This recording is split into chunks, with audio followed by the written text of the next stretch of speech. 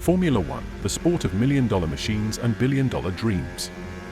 It's where speed meets science and money decides fate. On the surface, it's a battle of skill.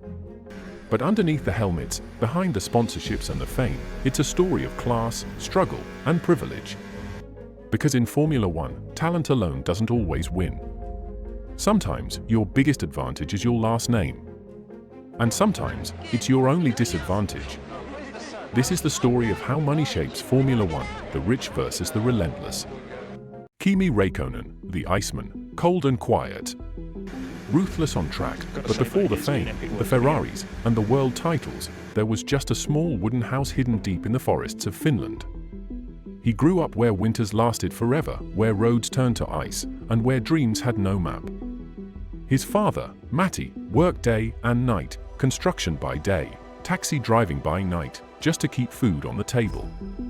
His mother, Paula, was an office clerk who counted every coin. They couldn't afford much. In fact, their house didn't even have a bathroom inside. But when Matti finally saved enough money to build one, he made a decision that would change everything. He bought his son a go-kart instead. That single choice turned into destiny. The kart was second-hand, the equipment oversized and worn out. But Kimi didn't care. Every time he put on that cracked helmet, he became someone else, faster, sharper, fearless.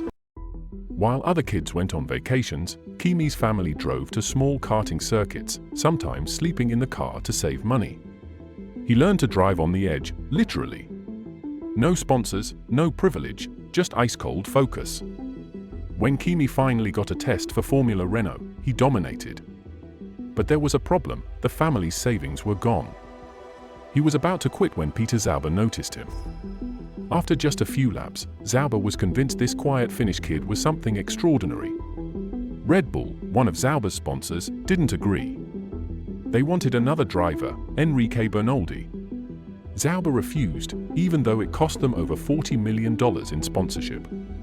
That one act of faith gave F1 the Iceman. And ironically, that same argument led to the birth of Red Bull Racing. That's right, the team dominating F1 today exists partly because of Kimi Räikkönen's story. The boy from a house without a bathroom changed Formula One forever.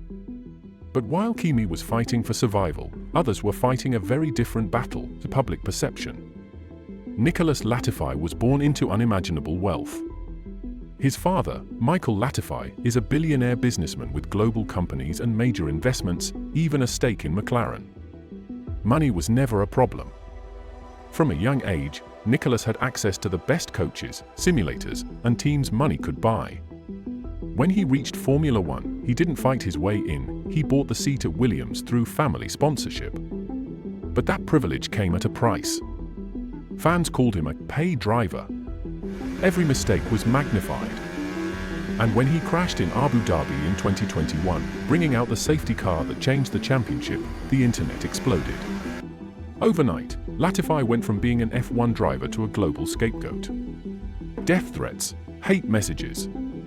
He had to hire personal security and leave social media. 3 years, 9 career points, and endless criticism. In the end, money had opened the door, but it couldn't keep him inside. Because in Formula One, you can buy the car but not the talent to master it. And then there's the other extreme, the story of Fernando Alonso. Born in Oviedo, a small industrial town in northern Spain, Alonso's journey didn't begin on a smooth racetrack. It began in a homemade kart built by his father. His father was a mechanic at an explosives factory, and his mother worked in a department store. They couldn't afford professional equipment, so his father used old parts, welding pieces together in their garage. When it rained, other kids stayed off the track. Fernando didn't have that choice. He raced on dry tires in the wet because his family couldn't buy rain tires. That's where he learned his signature skill, car control on the edge of disaster. Every weekend meant sacrifice, no family holidays, no luxuries, just traveling to karting circuits in an old van. His mother sewed his racing suit. His father rebuilt the kart after every crash. And then came the breakthrough, 2001, his first Formula One season. His dad called him before the race and said, "Enjoy it, because maybe this is your last one." It wasn't. Fernando would go on to become one of the most respected and relentless drivers in F1 history, a two-time world champion. Proof that hunger can outperform heritage. But not everyone needs hunger when they're born with horsepower. Lance Stroll, son of billionaire Lawrence Stroll, owner of Aston Martin and one of Canada's richest men. Before Lance even turned 20, his father had already bought him a seat, and eventually, a team. Lance had what most drivers could only dream of: private tracks, professional trainers, exclusive simulators, and endless testing opportunities. By the time he joined F1, he'd logged more laps than some veterans. And yes, he's talented, a podium finisher and a strong racer in the wet. But the shadow of his father's wealth follows him everywhere. No matter how fast he goes, critics whisper, would he be here without money? In Formula One, reputation is often more expensive than a car. Esteban Ocon knows that better than anyone. His story isn't about privilege, it's about sacrifice. His parents sold their home, their garage, and almost everything they owned to keep his racing dream alive. They lived in a caravan, traveling across Europe from race to race. His father worked as a mechanic, his mother took part-time cleaning jobs. Every euro went into the car. Esteban raced with used engines and second-hand tires, sometimes literally taken from trash piles at kart tracks. While others had sponsors, he had survival. But talent can't be ignored forever. Ocon's consistency and courage got him noticed by Mercedes. He beat Max Verstappen in Formula 3 and climbed all the way to Formula 1. When he finally won his first Grand Prix in Hungary, he didn't celebrate with champagne first, he called his parents. The family that once lived in a van now had a house again. A symbol that sacrifice can still conquer money. But Formula One has always had a complicated relationship with wealth. Sometimes, money fuels greatness. Niki Lauda was born into a rich Austrian family, but when his parents refused to fund his dream, he didn't give up. He took massive bank loans using his life insurance as collateral. He literally bet his life to buy a racing seat. It worked, and he became a three-time world champion and one of F1's most brilliant minds.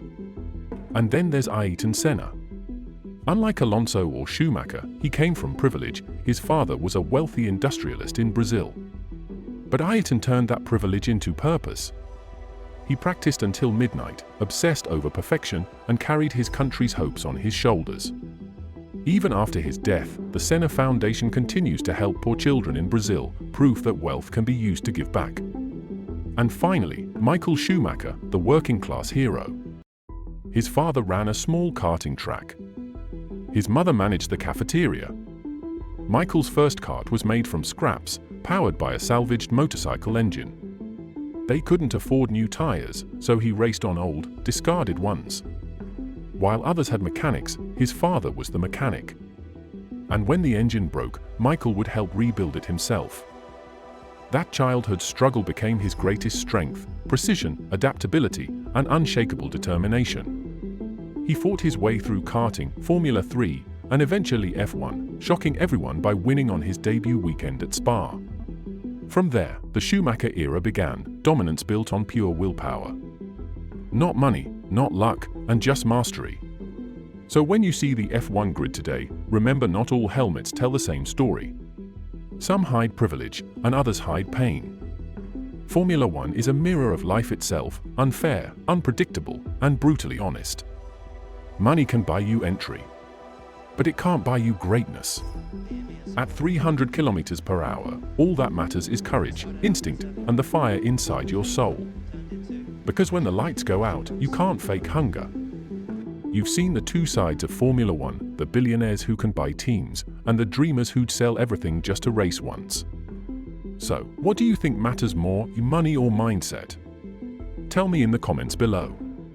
If you love stories that expose the truth behind Formula One's glamour, subscribe, hit the bell, and join me next time as we uncover the rivalries, betrayals, and legends that shaped the fastest sport on Earth. And remember, the stopwatch never lies, but the stories behind it always surprise.